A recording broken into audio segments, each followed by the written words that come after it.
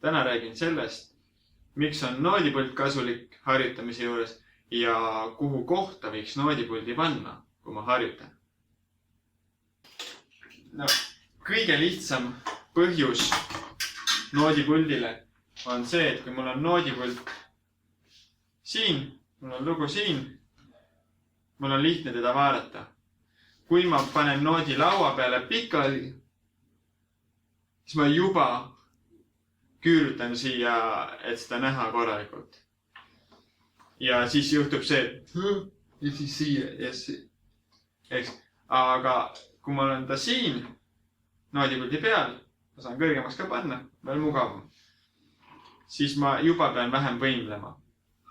Aga eriti kaval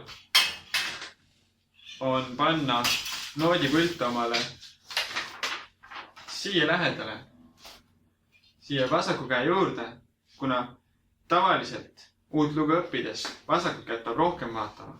Paremas käes on ju ainult 6 erinevat varianti, mida tõmmata. Aga vasakus käes toimub palju rohkem.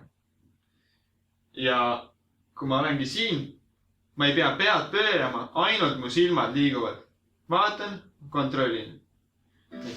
Võin veel lähemale panna nii, et ma ei pea pead igale poole keerama. Ja üks hea asi on siin veel juures. Ja mis see on see, et järg ei kao nii kergesti ära. Ma vaatan siia ja siis mängin siit ja siis vaatan uuesti nooti, ma ei pruugi seda üles leida seda kohta enam nii kergesti.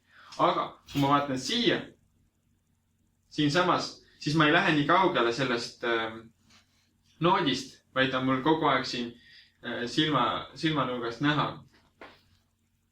Noodipult igal juhul aitab harjutamisel kaasa, eriti mänguasendi hoidmiseks. Ja ma kindlasti soovitan noodipuldi endale muretseda, kui seda sul veel ei ole. Seniks aga head harjutamist!